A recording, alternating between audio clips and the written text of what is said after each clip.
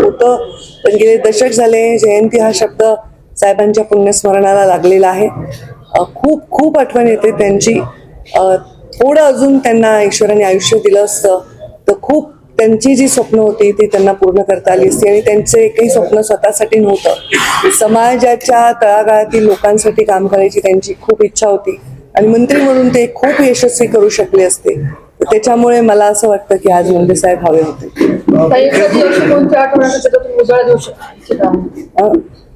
अशी एखादी कोणती आठवण केला तुम्ही या प्रसंगी उजाळा देऊ इच्छिता? आता एवढ्या आठवणी आहेत त्यांच्या, काय म्हणून उजाळा देणार.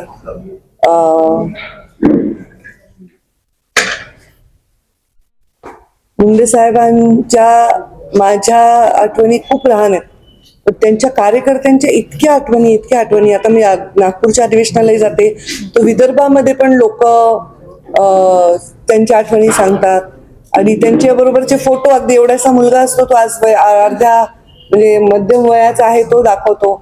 इतक्या आठवणी. आता माझ्या वैयक्तिक आठवणी असंख्य आहे. पण मला हे आठवतं की मुंडे साहेब सायलेंटली येऊन बसा, बाकीचे तुम्ही शांत राहता. ते चकला खुर्ची ढकला, या काही इकडून या. तर मला आठवतं की अगदी वैयक्तिक आठवण आहे. मी माझ्या मुलाला जेव्हा जन्म दिला तेव्हा हे सगळे अमेरिकेला आले होते आणि बाळ झाल्यामुळे सगळे बाळाकडे होते, पण फक्त बाबा माझ्याकडे आले. माझ्या डोक्यावर हात ठेवून म्हणजे, बेटा तुला खूप त्रास झाला का, हे मला कोणीही विचारलं नाही जे त्यांनी विचारलं. आणि त्यांच्यामध्ये खूप अशी संवेदना होती.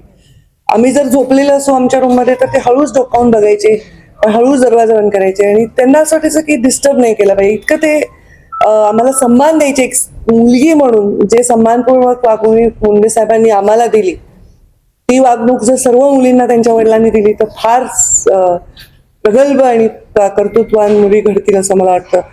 खूप रिस्पेक्ट मुंडे साहेबांनी आम्हाला आमच्या जीवनात दिला, आमच्या निर्णयावर रिस्पेक्ट दिला आणि लाडही करून घेतला आमच्याकडून भरपूर.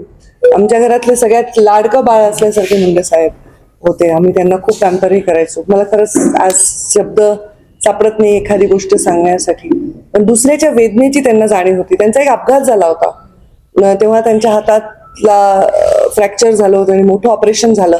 त्याच्यातून ते मरता मरता वाचले मुंबईमध्ये.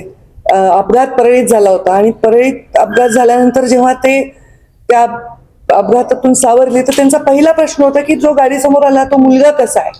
त्यांनी स्वतःच्या वेदना सोडून त्या मुलाविषयी प्रश्न विचारला.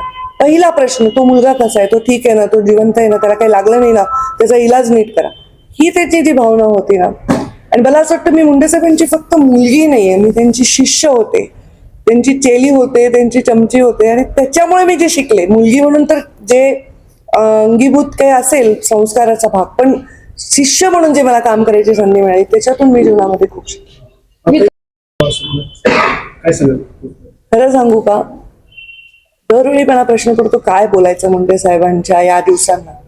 आणि आज मला एक फोटो सापडला, तो गृहमंत्री असतानाचा आहे. ते कोर्टाच्या पायऱ्या चढतायत वाटतं आणि 2-3 पोलीस पण आहेत, पण मी त्यांचा फक्त फोटो ठेवला आणि ते पायऱ्या चढतायत. मला नाही वाटत की मृत्यू पश्चात सुद्धा रोज लोकप्रिय होणारा व्यक्ती असू शकतो कोणी. आज साहेब जीवित नाहीत, पण 10 वर्षामध्ये मी बघते त्यांची लोकप्रियता वाढतीये. एखादा छोटा 2 वर्षाचा मुलगा तोत्र्या आवाजात म्हणतोय की मुंडे साहेबांची ही मुलगी आहे. अजूनही मला, जेव्हा की मी 50ला आले, पण माझ्या परिचय काय ते ही मुंडे साहेबांची मुलगी आहे 2 वर्षाच्या मुलाला. ही लोकप्रियता अफाट आहे, लोकप्रियता अद्वितीय आहे. आणि ही मुंडे साहेबांची लोकप्रियता त्यांना खास बनवते की त्यांच्या मृत्यूच्या पश्चातही ते रोज एक पायरी लोकप्रियतेची चढत आहे. म्हणून मी तो आज इंस्टाग्रामवरती पोस्ट केली. आणि माझं फार आवडतं गाणं आहे राज कपूर यांच्या सिनेमातलं की जाने कहा गए वो दिन, तर त्या गाण्यातली ओळ मुंडे साहेबांना समर्पित केली आहे. ताई, तुम्ही नेहमी म्हणत आलात की मी थकणार नाही, मी मातणार नाही, घेतलेला वसा टाकणार नाही. त्या वसेप्रमाणे तुम्ही तो वसा घेऊन पुढे आलात. आता तुम्ही आता ह्या काळामध्ये नवीन त्यांच्या स्मरणार्थ काय करणार आहात एक कार्य? आता मला काही करायची गरज नाहीये. मुंडे साहेबांच्यावर माझा काही काय म्हणतात कॉपीराईट नाहीये. मुंडे साहेबांच्या विचारांचे असंख्य लोक आहेत, सगळ्या पक्षात आहेत आणि ते जे जे सामाजिक सेवा करतील, जे वंचितांसाठी पीडितांसाठी करतील, ती मुंडे साहेबांसाठी एक श्रद्धांजली आदरांजली राहील.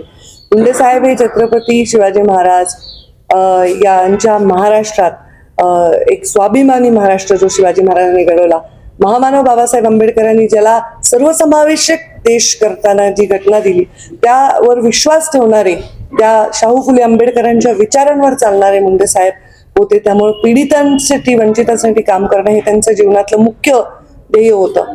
तर आज मी मुंडे साहेबांची जयंती आणि पुण्यतिथी फार थाटात केले, कार्यक्रम फार मोठे मोठे केले. या देशातले सगळे, म्हणजे स्वतः अमितभाई शहा च्या हस्ते लोकार्पण गोपीनाथ गडाचं झालं. देशातले सगळे नेते या परळीमध्ये मुंडे साहेबांना अभिवादन करण्यासाठी आले.